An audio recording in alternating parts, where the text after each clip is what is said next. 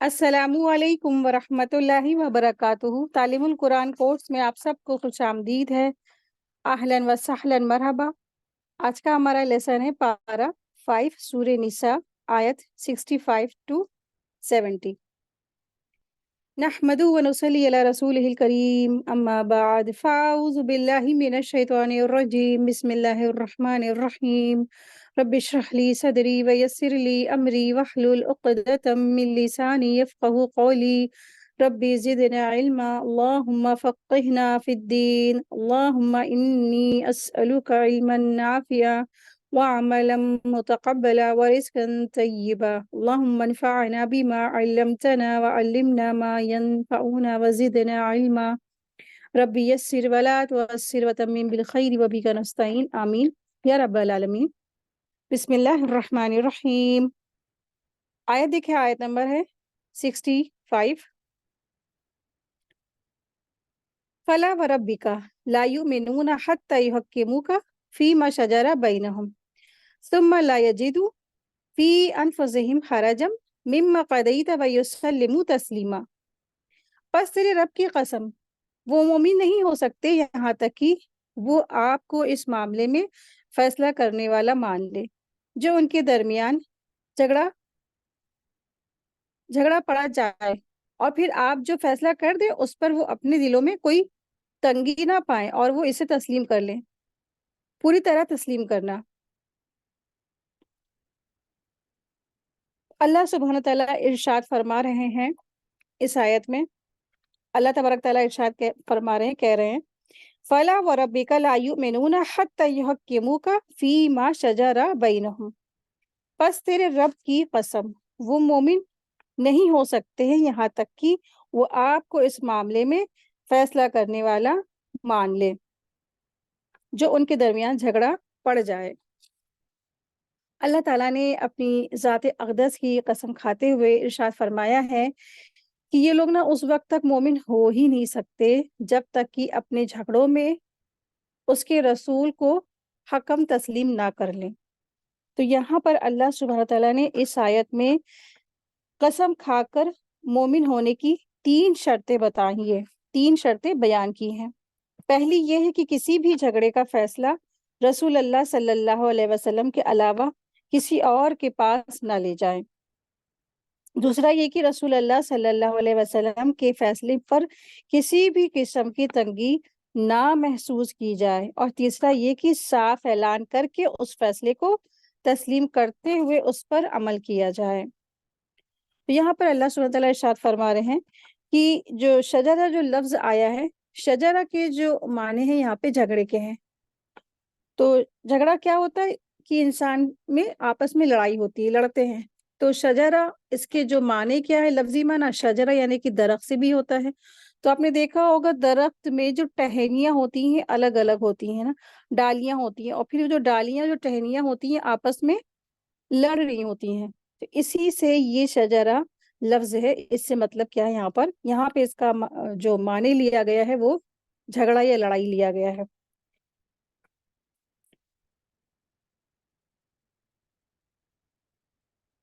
اور دراصل یہ جو آیت ہے، یہ جو سابقہ آیت ہے، اسی کا جو پہلے کی جو آیت چلی آ رہی اسی کا نچوڑ ہے، جس میں ایک مستقل قانون دیا گیا ہے جو صرف مقدمہ کے جو منافق کے لیے ہی نہیں بلکہ ساری امت کے لیے ہے اور قیامت تک کے لیے ہے۔ اور وہ یہ ہے کہ جو مسلمان آپ صلی اللہ علیہ وسلم کے ارشاد، حکم یا فیصلے کو با دل اور جان قبول کر لینے اور اس کے آگے اپنا سر تسلیم خم کر دے، اور سر تسلیم خم کر دینے پر آمادہ نہیں ہوتا، وہ سرے سے مسلمان ہو ہی نہیں سکتا۔ اور آپ صلی اللہ علیہ وسلم کے ارشادات، احکامات اور فیصلے سب کچھ کتب احادیث میں مذکور ہو چکے ہیں۔ اب جو شخص ان کے مقابلے میں کسی اور شخص، عالم، پیر یا امام کے قول کو ترجیح دے گا تو وہ بھی اس حکم میں داخل ہو جائے گا۔ تو دراصل یہ آیت بھی امت کے تمام اختلافات اور جھگڑوں کا فیصلہ کرنے میں ہماری رہنمائی اور کسوٹی ہے۔ اس آیت سے یہ نتیجہ بھی نکلتا ہے کہ کتاب اور سنت کی موجودگی میں قیاس کرنا حرام ہے، اس مضمون کو خود رسول اللہ صلی اللہ علیہ وسلم نے ان الفاظ میں بیان فرمایا ہے کہ کوئی شخص اس وقت تک مومن نہیں ہو سکتا جب تک کہ وہ اپنی خواہشات کو اس چیز کے تابع نہ بنا دے جو میں لے کر آیا ہوں۔ دراصل اس آیت کے شان نزول ایک واقعہ ہے کہ حضرت جبیر بن عوام رضی تعالیٰ عنہ کا ایک انصاری سے کھیت کی سنچائی کے بارے میں جھگڑا ہو گیا۔ دونوں رسول اللہ صلی اللہ علیہ وسلم کی خدمت میں حاضر ہوئے۔ پانی کا بہاؤ کچھ اس طرح تھا کہ پہلے حضرت جبیر رضی تعالیٰ عنہ کی زمین پڑتی تھی۔ آپ صلی اللہ علیہ وسلم نے فرمایا، اے جبیر، تم اپنی کھیتی کو سیراب کر لو، یعنی سچائی کر لو، پھر اپنے پڑوسی کی طرف پانی چھوڑ دو۔ تو اس انصاری نے کہا، یا رسول اللہ، یہ آپ کی پھوپھی کا بیٹا ہے، اسی لیے آپ نے اس کے حق میں فیصلہ دیا ہے۔ یعنی کہ جبیر رضی تعالیٰ عنہ جو تھے رسول اللہ صلی اللہ علیہ وسلم کے پھوپھی زاد بھائی تھے، تو اس نے یہ الزام لگا دیا، انصاری نے کہا کہ آپ نے جو ہے نا یہ فیصلہ انہی کے حق میں دیا ہے، اس کو ترجیح دے دی ہے۔ تو رسول اللہ صلی اللہ علیہ وسلم کے چہرے کا جو رنگ ہے وہ بدل گیا اور فرمایا، اے جبیر، تم اپنی زمین کو سیراب کرو اور پانی کو یہاں تک بھر لو کہ تمہاری کیاریوں کے اوپر تک آ جائے، پھر اپنے پڑوسیوں کی طرف پانی چھوڑ دو۔ حضرت محمد صلی اللہ علیہ وسلم نے اس انصاری کے غصہ دلانے والے کلمات کی وجہ سے زبیر کو ان کا صاف صاف پورا حق دلا دیا، حالانکہ آپ نے پہلے ایسی بات فرمائی تھی جس میں دونوں کے لیے گنجائش تھی۔ حضرت جبیر رضی اللہ عنہ نے فرمایا کہ میں خیال کرتا ہوں کہ یہ آیت فَلَا وَرَبِّكَ لَا يُؤْمِنُونَ حَتَّى يُحَكِّمُوكَ فِيمَا شَجَرَ بَيْنَهُمْ میرے ہی بارے میں نازل ہوئی ہے۔ مطلب یہ ہے کہ رسول اللہ صلی اللہ علیہ وسلم کے فیصلے پر جب فریق مقابل راضی نہیں ہوا بلکہ اعتراض بھی کر دیا کہ آپ نے اپنی پھوپھی کے بیٹے کو ترجیح دے دی ہے، اس طرح سے اس نے الزام لگایا تھا نا، تو اسی پر یہ چیتاونی فرمانے کے لیے آیت اللہ سبحانہ تعالیٰ نے نازل فرمائی۔ رسول اللہ صلی اللہ علیہ وسلم نے حضرت جبیر رضی اللہ عنہ کو اپنی زمین کو سیراب کرنے کا حق پہلے اس لیے دیا تھا کہ ان کی زمین پہلے پڑ رہی تھی، اور آپ نے ان سے یہ نہیں فرمایا تھا کہ پہلے اپنی کیاریوں میں اوپر تک پانی بھر لینا، بلکہ صرف اتنا فرمایا تھا کہ تم اپنی زمین سیراب کر کے اپنے پڑوسی ہی کی طرف پانی چھوڑ دینا۔ لیکن انصاری نے جب ایسی بات کہہ دی تو آپ صلی اللہ علیہ وسلم نے جبیر کو ان کا پورا حق دے دیا اور فرمایا کہ پہلے تم اچھی طرح اپنی جو کھیت ہے اس کو جو زمین ہے اس کو سینچ لو، سچائی کر لو، سیراب کر لو، پھر پانی چھوڑ دینا۔ تو پہلا فیصلہ انصاری کے حق میں بہتر تھا، تو اس نے یہ جو ہے اس نے جو ہے یہ جو بات اس کو پسند نہیں آئی اور اس نے اس کے خلاف تنگی محسوس کی، تو پھر کیا ہوا، فیصلہ اور زیادہ اس کے لیے سخت ہو گیا۔ تو اس آیت میں مستقل یہ قانون بتا دیا گیا ہے کہ رسول اللہ صلی اللہ علیہ وسلم کے فیصلے پر دل و جان سے راضی ہونا ہی ایمان کا تقاضا ہے۔ جب نبی صلی اللہ علیہ وسلم کا کوئی فیصلہ سامنے آ جائے تو اس کے خلاف اپنے نفس میں ذرا سی بھی تنگی محسوس نہیں کرنی ہے۔ اسی آیت سے معلوم ہوا کہ جب بھی کوئی واقعہ پیش آ جائے جہاں ایک شخص کا دوسرے پر دعویٰ کرتا ہو اور ان کے جھگڑے مٹانے کے لیے رسول اللہ صلی اللہ علیہ وسلم کا فیصلہ موجود ہو تو ہر فریق دل اور جان سے اپنی مرضی سے اس پر راضی ہو جائے اور ذرا سا بھی کوئی بھی تنگی اور میل کچیل اپنے دل میں نہ لائے۔ تو بہت سارے لوگ جو اپنے معاملات اور جھگڑے میں غیر اسلامی قوانین کی طرف دوڑتے ہیں نا، اور ان کے سامنے قرآن اور حدیث کا فیصلہ لایا جاتا ہے تو وہ اس سے راضی نہیں ہوتے ہیں، تو ایسے لوگ اپنے ایمان کے بارے میں ذرا غور کر لیں۔ اللہ تعالیٰ نے اس آیت میں قسم کھا کر خوب واضح طریقے سے بتا دیا کہ جب تک رسول اللہ صلی اللہ علیہ وسلم کو اپنے جھگڑوں کے درمیان فیصلہ کرنے والا نہ بنائے اور فیصلہ کرا کر آپ صلی اللہ علیہ وسلم کے فیصلے پر دل اور جان سے راضی نہ ہو اور پوری طرح فیصلے کو تسلیم نہ کر لے تو ایسے لوگ مومن ہوئیں گی نہیں، یعنی کہ وہ ایسے لوگ مومن ہو ہی نہیں سکتے ہیں۔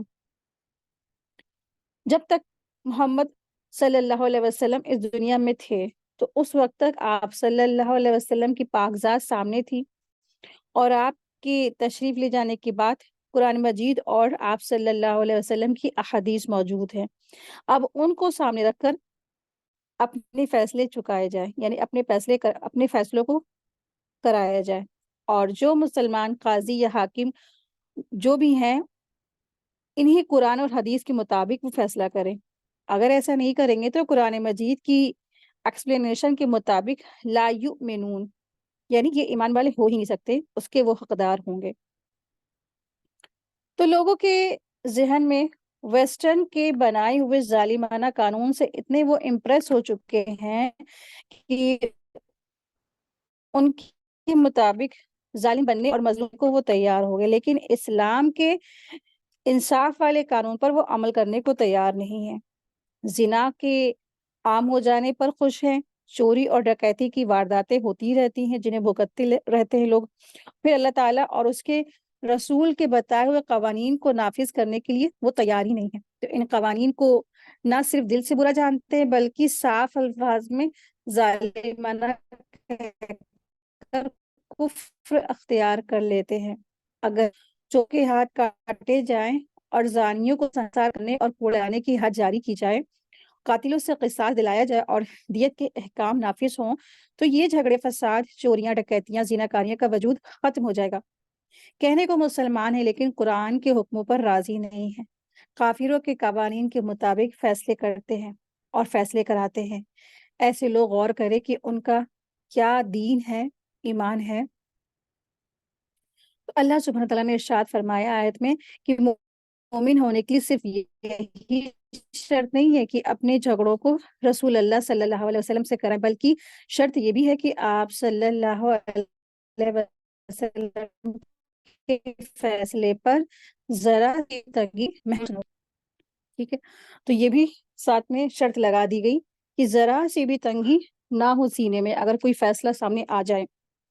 تو اس لیے ہر مسلمان کا فرض ہے کہ جب بھی کسی مسئلے میں آپس میں کوئی اختلافات ہو جائے یا جھگڑے کی نوبت آ جائے، تو آپس میں جھگڑتے رہنے کے بجائے دونوں فریق رسول اللہ صلی اللہ علیہ وسلم کی طرف اور آپ کے بعد آپ کی شریعت کی طرف رجوع کر کے مسئلے کا حل تلاش کریں۔ تو جو کام آپ صلی اللہ علیہ وسلم سے قولی یا عملی طور پر ثابت ہوئے، اس کے کرنے سے دل میں تنگی محسوس کرنا بھی ایمان کی کمزوری کی نشانی ہے۔ جیسے جہاں شریعت نے تیمم کر کے نماز پڑھنے کی اجازت دی نا، وہاں بعض لوگ کہتے ہیں کہ ہم تیمم کیسے کر لیں، ہمارا دل نہیں بھرتا، ہم جب تک ہم غسل نہ کر لیں یا ہم تیمم نہ کر لیں یا ہم نہا نہ لیں یا ہم دھو نہ لیں، ہے نا، تو دل میں تنگی اگر کر رہا ہے تو پھر کیا ہے، اس کو اپنے دل کا جو ہے روگ ہے اس کو علاج کرنا چاہیے۔ جب اللہ نے حکم دے دیا کہ تم جنابت کی حالت میں ہو، تمہیں جو ہے تمہیں پاس پانی نہیں ہے، تم اور حالت سفر میں ہو یا مریض ہو، لیکن تمہارے کیا ہے، تمہارے پر غسل واجب ہو گیا، اب کیا ہے، پانی نہیں ہے یا پانی سے تم وضو کرو کہ تمہارا پانی سے اگر تم غسل کرو گے تو تمہارا کیا ہے، موت برحق ہے۔ تو پھر اس سے ایسے میں اللہ تبارک تعالیٰ نے تیمم کی اجازت دی ہے نا۔ تو پھر اب کوئی شخص کہتا ہے کہ ہلو ہم کیسے تیمم کر لیں، ہمارا تو دل نہیں بھرتا ہے، ہم کیسے پاک ہوں گے، نہیں پاک۔ آپ کو یہ سوچنا چاہیے کہ اللہ سبحانہ تعالیٰ نے ہمارے لیے شریعت بنائی، اللہ نے قاعدے بنائے، اللہ ہی ہمیں رخصت دے رہا ہے کہ ٹھیک ہے اب پانی نہیں ہے تو ٹھیک ہے، تم تیمم کر کے اپنے آپ کو اس نجاست سے باہر آؤ اور اللہ کی عبادت کرنے لگ جاؤ۔ اب اگر اس تمام چیزوں میں کوئی تنگی کرتا ہے، سوچتا ہے کہ نہیں ایسا کیسے یا ویسا کیسے، ہمارا دل کراتا ہے، ہمارا دل نہیں بھرتا ہے، تو دراصل پھر کیا ہے، اس کے دل میں روگ ہے۔ اس کو تقویٰ نہیں کہہ سکتے ہیں، بلکہ کیا ہے، اس شخص کا دل مریض ہے۔ رسول اللہ صلی اللہ علیہ وسلم سے زیادہ کوئی متقی نہیں ہو سکتا ہے۔ جس صورت میں آپ نے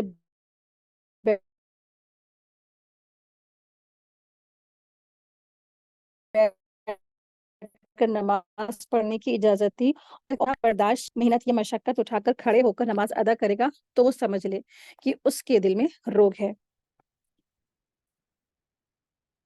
اللہ تعالیٰ جس طرح عزیمتوں پر اور عمل کرنے سے خوش ہوتے ہیں نا، اسی طرح رخصتوں پر بھی عمل کرنے کو پسند فرماتے ہیں۔ جیسے اللہ سبحانہ تعالیٰ نے رخصت دی ہے حالت سفر میں، کیا نماز قصر کر لینا۔ اب بعض لوگ کہتے ہیں کہ نہیں، ہمیں تو نماز پوری پڑھنی ہے، پوری 12 رکعت پڑھ کے ہم یہاں سے ہٹیں گے، ٹھیک ہے؟ تو یہ کیا ہے، اس طرح سے اس نے ان رخصتوں کا فائدہ نہیں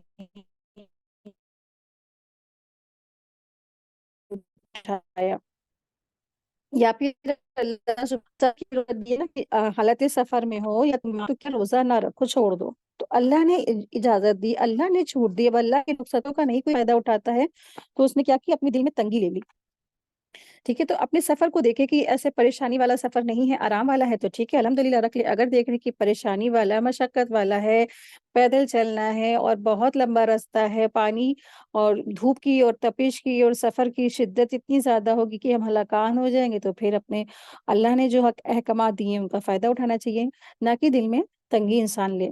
تو ان تمام چیزوں سے انسان کیا ہے، اپنے دل کو ذرا سی بھی تنگی نہ لائے، اللہ نے جو بھی احکامات دیے ہیں یا رسول اللہ صلی اللہ علیہ وسلم کی سنت کے ذریعے سے جو ہم کو احکامات ملے ہیں، تو دلوں میں کبھی بھی تنگی نہ لائے۔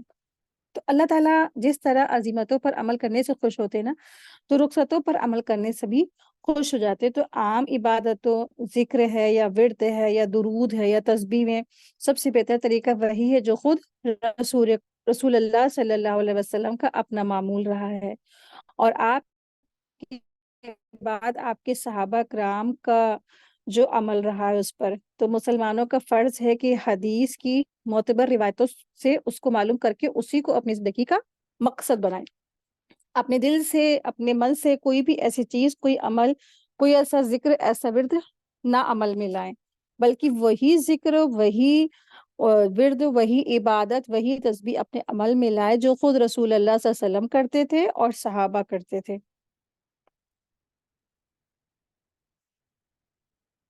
امام ابن تیمیہ رحمۃ اللہ علیہ فرماتے ہیں کہ قرآن اور سنت اور اجماع کے ذریعے یہ ثابت شدہ حقیقت ہے کہ اللہ تعالیٰ نے بندوں پر اپنی اور اپنے رسول کی اطاعت کو فرض کیا ہے۔ اوامر اور نواہی میں اللہ نے رسول اللہ صلی اللہ علیہ وسلم کے علاوہ اس امت پر کسی کی اطاعت کو فرض نہیں کیا ہے۔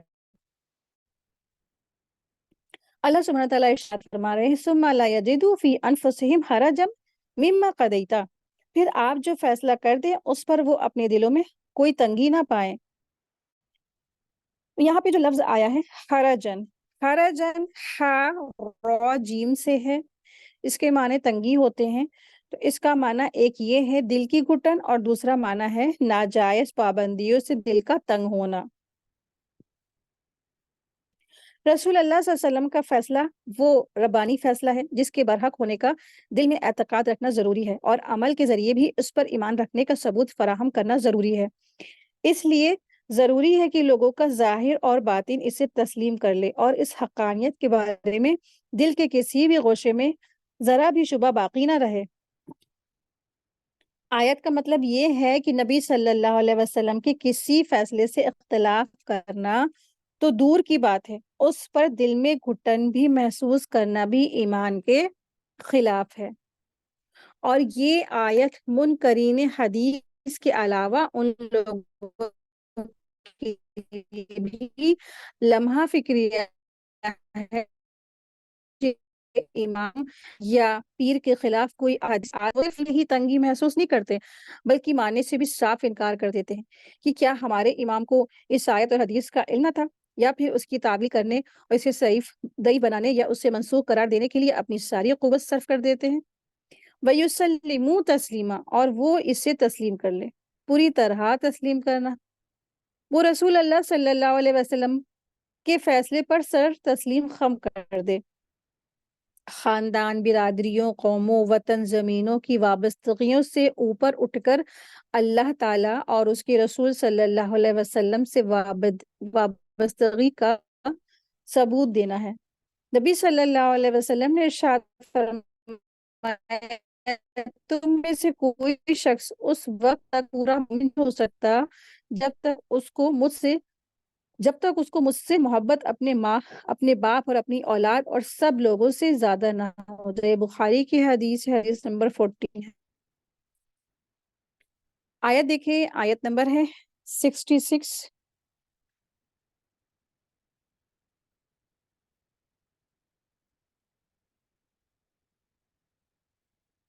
اور اگر ہم واقعی ان پر فرض کر دیتے اپنے آپ کو قتل کرو یا اپنے گھروں سے نکل جاؤ تو وہ ایسا نہ کرتے، مگر ان میں سے تھوڑے، اور اگر وہ واقعی اس پر عمل کرتے جو انہیں نصیحت کی جاتی ہے تو یہ ان کے لیے بہتر اور زیادہ ثابت قدم رکھنے والا ہوتا۔ تو اس آیت کا تعلق بھی منافقین سے ہے، اور اس میں اخلاص اور تو یہ ایسے ہیں کہ اگر کہیں ان کو اللہ اپنی جانیں ہلاک کر ڈالنے یا اپنے گھروں کو چھوڑ دینے کا حکم دے دیتا تو یہ اس کو بجا لانے والے ہی نہ تھے۔ تو اللہ تعالیٰ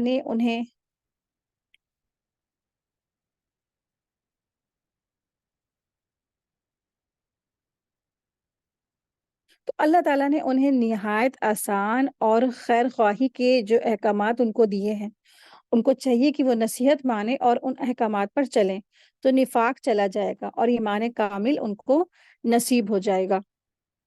مطلب دراصل یہ ہے کہ بنی اسرائیل کو تو اللہ تبارک تعالیٰ نے بڑے ہی سخت قسم کے احکامات دیے تھے، جن میں توبہ کے طور پر ایک دوسرے کو قتل کرنا بھی شامل تھا، جس کا ذکر سورہ بقرہ آیت نمبر 54 میں آیا ہے۔ اب اگر کوئی ایسا سخت حکم دیا جائے تو ان میں سے کوئی بھی عمل نہیں کرتا۔ اب اس سے بہت آسان حکم دیا جا رہا ہے کہ آپ صلی اللہ علیہ وسلم کے احکامات کو دل سے اور جان سے تسلیم کر لو۔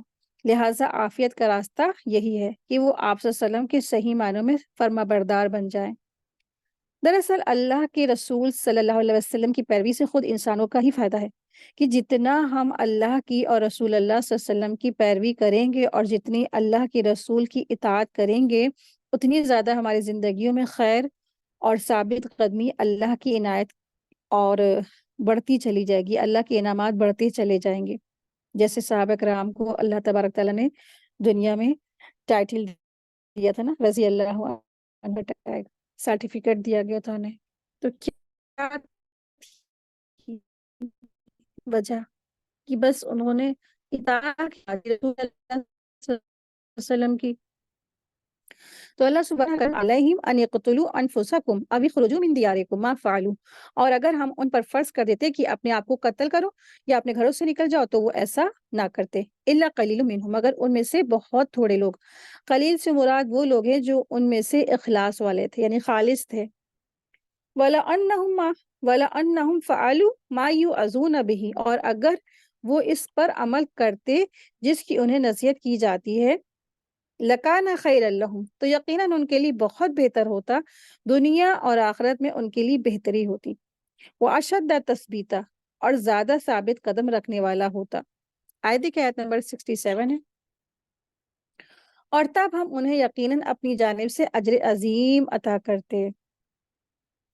ٹھیک ہے، تو اللہ کے اطاعت کرنا ہے، رسول اللہ صلی اللہ علیہ وسلم کی اطاعت کرنا ہے، رسول اللہ صلی اللہ علیہ وسلم کو اپنے فیصلے میں حکم بنانا ہے، اور ذرا بھی تنگی نہیں محسوس کرنی، جب کوئی فیصلہ مل جائے پھر اس کو تہہ دل سے سر تسلیم خم کرتے ہوئے عمل میں لانا ہے، اور پھر کیا کرنا ہے، اور پھر اس رستے پہ ڈٹے رہنا ہے۔ تو پھر اللہ تبارک تعالیٰ کی جب بھی کوئی اطاعت کرتا ہے اور رسول کی فرما برداری کرتا ہے، پیروی کرتا ہے، تو پھر اللہ تبارک تعالیٰ فرما رہے ہیں کہ تب ہم انہیں نا یقیناً اپنی جانب سے اجر عظیم عطا فرما دیتے۔ دیکھیں آیت نمبر 68، اور لازماً انہیں سیدھے راستے پر چلنے کی ہدایت دے دیتے۔ وَلَا هَدَيْنَاهُمْ صِرَاطًا مُسْتَقِيمًا، اور اللہ تعالیٰ نے نصیحت پر عمل کرنے کی صورت میں سیدھے راستے پر گامزن کرنے کا وعدہ فرما دیا ہے۔ یعنی اللہ تعالیٰ انہیں دین حق پر ثبات عطا کرتے اور ان کے دلوں کو ہدایت عطا کرتے۔ تو آپ دیکھیں اللہ تبارک تعالیٰ انہیں سیدھا راستہ دکھاتے، یعنی جب انسان نا سنت کی پیروی کرتا ہے، صحیح راستہ اختیار کرتا ہے، تو اللہ تعالیٰ اس کے لیے مزید نیکیوں کے مواقع کھول دیتے ہیں، اور نیکی پر ثابت قدمی بھی، یعنی نیکیوں پر وہ ڈٹے رہتے ہیں اور ان کو نیکیوں پر استقامت عطا ہوتی ہے۔ تو ہمیشہ یاد رکھنا چاہیے نا کہ انسان کا ایک قدم جو نافرمانی کی طرف اٹھتا ہے، گناہ کی طرف اٹھتا ہے، وہ صرف ایک نہیں ہوتا ہے، بعض اوقات ایک غلط قدم اور پھر غلط جگہ پر جب پڑ جاتا ہے تو نتیجہ کیا ہوتا ہے؟ عام زندگی سے مثالیں لیں، جب ہم چل رہے ہوتے ہیں نا اور صحیح صحیح چل رہے ہوتے ہیں تو کیا ہمیں چوٹ لگتی ہے؟ نہیں، لیکن اگر پاؤں مڑ جاتا ہے تو کیا ہوتا ہے؟ موچ آ جاتی ہے، پھر کیا ہوتا ہے؟ کہیں بھاگ سکتے ہیں کیا؟ دوڑ سکتے ہیں کیا؟ بالکل نہیں نا، کہ انسان کے پیر میں تکلیف ہو جاتی ہے کیونکہ غلط قدم پڑ گیا۔ بالکل یہی حال ہے کہ جب ہم اللہ کے راستے پر چل رہے ہوتے ہیں تو ایک کے بعد ایک نیکی کا دروازہ کھلتا چلا جاتا ہے اور ہم اس راستے پر دوڑنے لگ جاتے ہیں، اور ایک کے بعد ایک نیکی ہمارے لیے ثابت قدمی کا ذریعہ بنتی ہے۔ لیکن جب چلتے چلتے نفس کی خواہش کسی بھی شریعت کے قاعدے کی مخالفت کرتے ہوئے غلط قدم اٹھا لیتے ہیں تو وہ ایک قدم نہیں ہوتا ہے، ایک بلکہ جیسے آپ نے دیکھا ہوگا ایک رونگ کال آتی ہے نا، اور ایک رونگ کال آتی ہے اور پھر وہ انسان کو کہاں سے کہاں پہنچاتی ہے۔ بعض وقت یعنی ایسے کیسز میں دیکھا گیا ہے کہ لوگوں کو کبیرہ گناہوں تک کی وہ پہنچا دیتی ہے، زنا کی طرف پہنچا دیتی ہے، صرف ایک رونگ کال۔ اور لڑکیاں ہوتی کیا اسی کے اٹریکٹ میں آ جاتی ہیں اور ہنستی ہیں اور مذاق کرتی ہیں، دوستی سمجھتی ہیں، لیکن کیا ہوتا ہے؟ وہ ایک رونگ کال ہوتی ہے۔ تو اگر انسان سیدھا چلتا رہے اور کبھی بھی تھوڑا پھسلے تو فوراً واپس ہو، کیونکہ نا صراط مستقیم پر چلے بغیر گزارا ہی نہیں ہے، کیونکہ کوئی اور راستہ جنت کی طرف جاتا ہی نہیں ہے، ایک ہی راستہ جاتا ہے، دا اونلی ون، اور وہ راستہ ہدایت کا راستہ ہے، صراط مستقیم کا راستہ ہے۔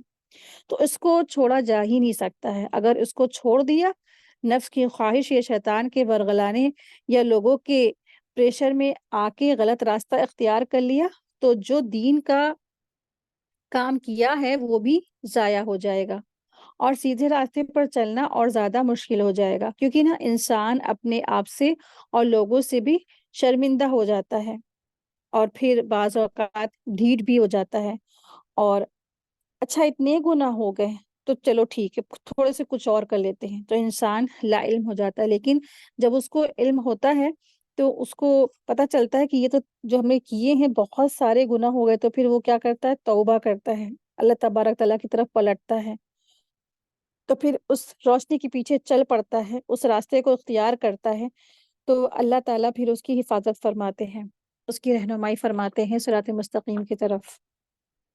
آیت دیکھیں، آیت نمبر ہے 69۔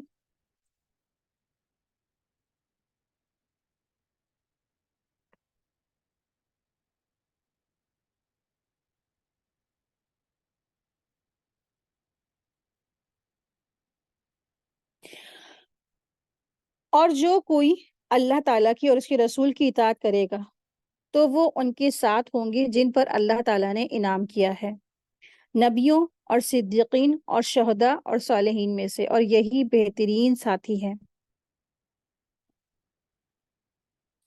اللہ سبحانہ تعالیٰ ارشاد فرما رہے ہیں وَمَن يُطِعِ اللَّهَ وَالرَّسُولَ، اور جو کوئی اللہ کی اور اس کے رسول کی اطاعت کرے گا یعنی فرائض ادا کرے گا اور نواہی سے اجتناب کرے گا، اللہ سبحانہ تعالیٰ ارشاد فرما رہے ہیں فَأُولَٰئِكَ مَعَ الَّذِينَ أَنْعَمَ اللَّهُ عَلَيْهِمْ، تو وہ ان کے ساتھ ہوں گے جن پر اللہ تعالیٰ نے انعام کیا ہے، جس نے وہ عمل کیا جس کا اللہ تعالیٰ اور اس کے رسول نے حکم دیا ہے، اور اسے ترک کر دیا جس سے اللہ اور اس کے رسول نے منع فرمایا، تو اللہ تعالیٰ اسے عزت کے گھر میں بسائے گا اور انعام یافتہ لوگوں یعنی انبیاء، صدیقین، شہداء اور صالحین کا ساتھ عطا فرمائے گا۔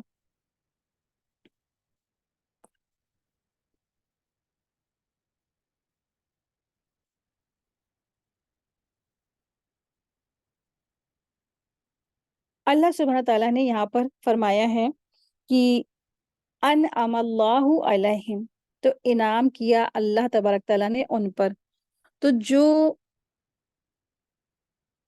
ہم لوگ نے سورہ فاتحہ میں پڑھا تھا انعمت علیہم، تو اس کی تفسیر یہاں پر ہے تو جسے اللہ تبارک تعالیٰ نے انعام کیا، جن لوگوں کو پر اللہ تبارک تعالیٰ نے انعام کیا، جیسا کہ ہم لوگ سورہ فاتحہ میں پڑھ بھی چکے ہیں کہ انعمت علیہم، ہم روزانہ کئی مرتبہ اللہ سے دعا بھی مانگتے ہیں کہ اللہ تعالیٰ ہمیں بھی ان کا ساتھ دے جن پر اللہ تعالیٰ اپنی انعام رکھا ہے۔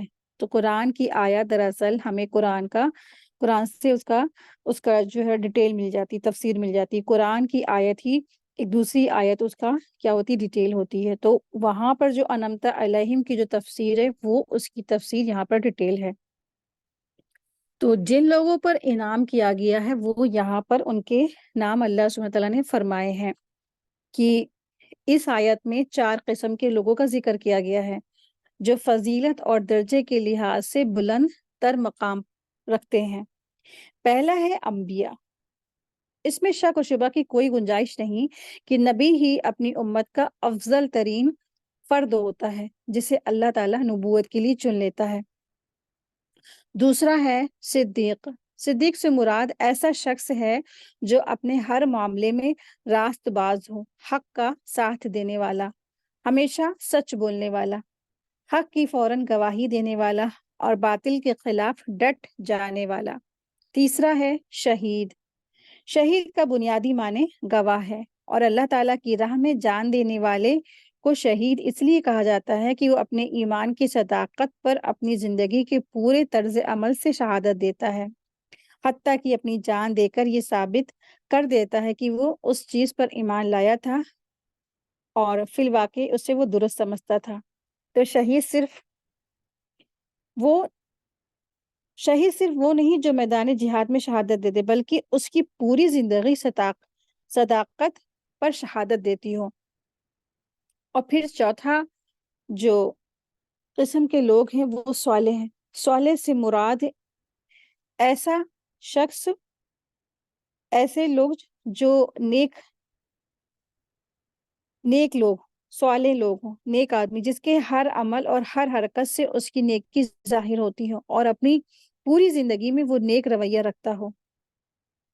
تو جو لوگ بھی ہیں تو اللہ اس کے رسول صلی اللہ علیہ وسلم کی اطاعت کرتا ہے، اور اس آیت میں وہ سارے کے سارے شامل ہیں، ٹھیک ہے۔ تو جتنے بھی لوگ ہیں تو وہ اللہ اور اس کے رسول صلی اللہ علیہ وسلم کی اطاعت کرتے ہیں، اور اس آیت میں اس سے اخروی زندگی میں ان 4 قسم کے لوگوں کی رفاقت کی خوشخبری دے دی گئی ہے، اور یہ دراصل اس اعمال کا بدلہ نہیں بلکہ محض اللہ تعالیٰ کا فضل ہوگا۔ تو یہ 4 لوگ ہیں۔ تو آپ دیکھیے کہ انبیاء کا تو سوال نہیں، لیکن ہم سب جو ہے نا یہ 3 کیٹیگری میں شامل ہو سکتے ہیں۔ صدیق، ہمیشہ زندگی میں سچ بولیں، سچ کا ساتھ دیں اور سچائی کو اختیار کر لیں، ٹھیک ہے۔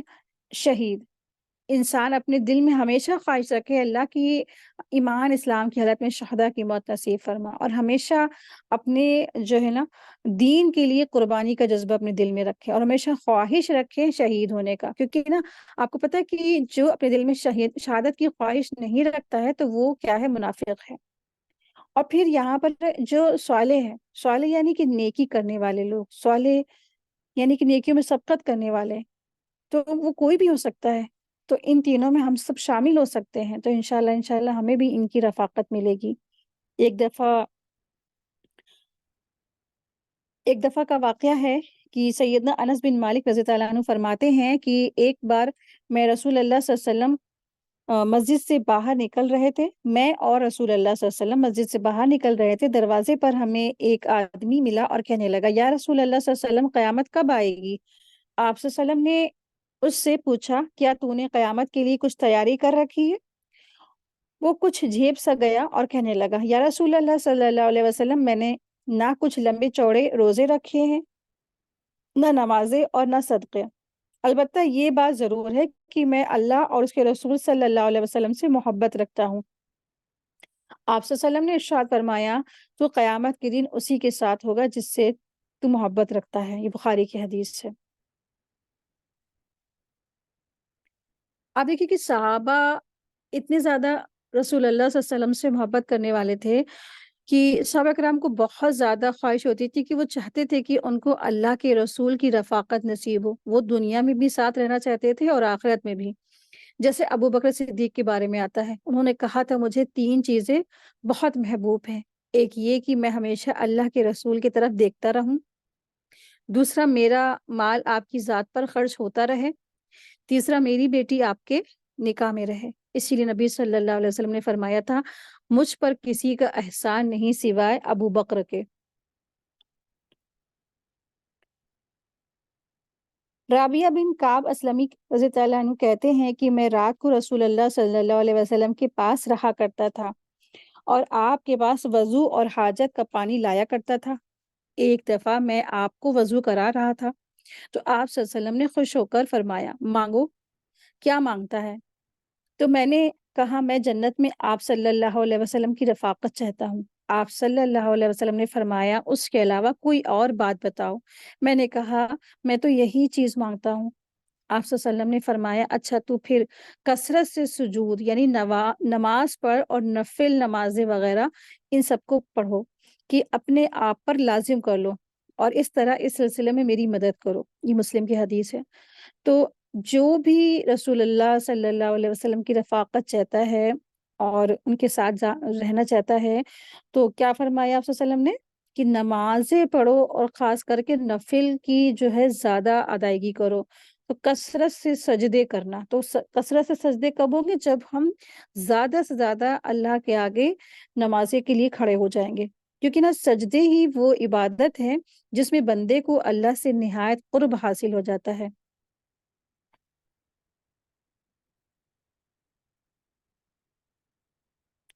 حضرت عائشہ رضی اللہ عنہا فرماتی ہیں کہ ایک آدمی آپ صلی اللہ علیہ وسلم کے پاس آیا اور کہا اے اللہ کے رسول صلی اللہ علیہ وسلم، آپ مجھے میری جان سے زیادہ عزیز ہیں اور میری اولاد سے زیادہ عزیز ہیں، یہاں تک کہ جب میں اپنے گھر میں ہوتا ہوں تو صبر نہیں آتا ہے، یہاں تک کہ آپ کو آ کر دیکھ لیتا ہوں اور جب مجھے اپنی اور آپ صلی اللہ علیہ وسلم کی وفات یاد آتی ہے تو میں سمجھتا ہوں کہ آپ جنت کے اعلیٰ مراتب میں نبیوں کے ساتھ ہوں گے اور میں جب جنت میں داخل ہو جاؤں گا تو آپ کو دیکھ نہ سکوں گا۔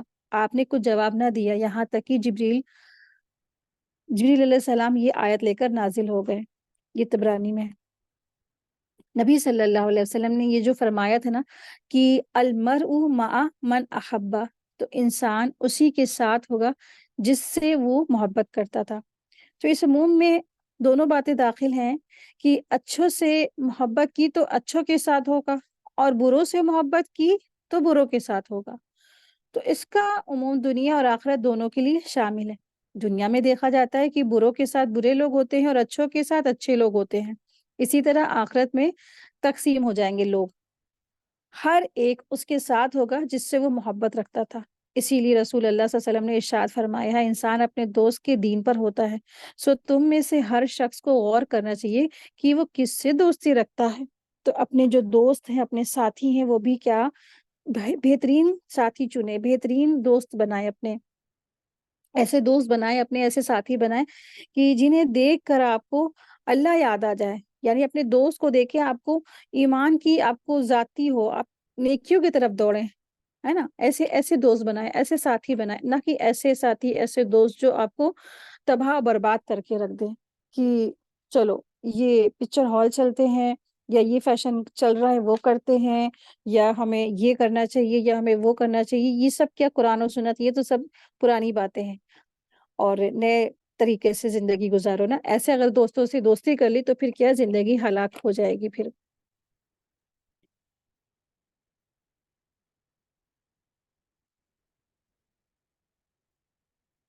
اللہ سبحانہ تعالیٰ ارشاد فرما رہے ہیں وَحَسُنَ أُولَئِكَ رفیقا، اور یہی بہترین ساتھی ہیں۔ تو اس سے مراد جنت کے اچھے رفیق ہیں۔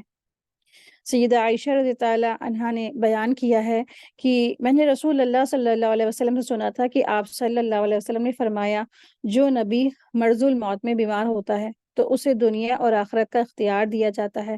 چنانچہ مرض الموت میں جب نبی صلی اللہ علیہ وسلم کی آواز گلے میں پھنسنے لگی تو میں نے سنا آپ صلی اللہ علیہ وسلم فرما رہے تھے ان لوگوں کے ساتھ جن پر اللہ تعالیٰ نے انعام کیا، یعنی انبیاء، صدیقین، شہداء اور صالحین کے ساتھ۔ یعنی کہ یہ الفاظ آپ صلی اللہ علیہ وسلم فرما رہے تھے، اس لیے میں سمجھ گئی کہ آپ صلی اللہ علیہ وسلم کو اختیار دیا گیا ہے، اور آپ صلی اللہ علیہ وسلم نے اللہم بالرفیق الاعلیٰ کہہ کر آخرت کو پسند فرمایا۔ یہ بخاری کی حدیث ہے، حدیث نمبر 4586 اس کا نمبر ہے۔ تو ہمیں بھی اللہ سے دعا کرنی چاہیے، یہ دعا بہت پیاری سی ہے، اللہم بالرفیق الاعلیٰ۔ اپنی دعاؤں میں اس کو شامل کریے، اللہ سے دعا کریے کہ اللہ تبارک تعالیٰ ہم سب کو بھی انبیاء، صدیقین، شہداء، صالحین کا رفیق بنائے، ان کے ساتھی بنائے، اور ہم سب کو آپ صلی اللہ علیہ وسلم کی رفاقت نصیب ہو، آمین یا رب العالمین۔ آیت دیکھیں، آیت نمبر ہے 70۔ یہ اللہ تعالیٰ کا فضل ہے، اور اللہ تعالیٰ کا فضل کافی ہے، اور اللہ تعالیٰ کافی ہے، سب کچھ جاننے والا ہے۔ ذالک فضل من اللہ، یہ اللہ تعالیٰ کا فضل ہے۔ اس آیت میں اللہ تبارک تعالیٰ نے فرمایا ہے کہ جنت میں انبیاء، صدیقین، شہداء اور صالحین کی جو رفاقت ہے وہ اللہ کے فضل اور کرم سے ملے گی، عبادتوں کی وجہ سے نہیں ملے گی، عبادتیں تو ایک بہانہ ہوں گی۔ تو یہ اللہ تعالیٰ ہی ہے جس نے انہیں اس کی توفیق سے نوازا، اس کے حصول میں ان کی مدد کی، اور انہیں اتنا زیادہ ثواب عطا کیا کہ ان کے اعمال وہاں تک پہنچ سکے۔ وَكَفَى بِاللَّهِ عَلِيمًا، اور اللہ تعالیٰ کافی ہے، سب کچھ جاننے والا ہے۔ تو الحمدللہ آج کا ہمارا لیسن مکمل ہوا۔ وآخر دعوانا ان الحمدللہ رب العالمین، سبحانک اللہم وبحمدک، اشہد ان لا الہ الا انت، استغفرک واتوب الیک۔ السلام علیکم ورحمۃ اللہ وبرکاتہ۔ جزاکم اللہ خیرا کثیرا۔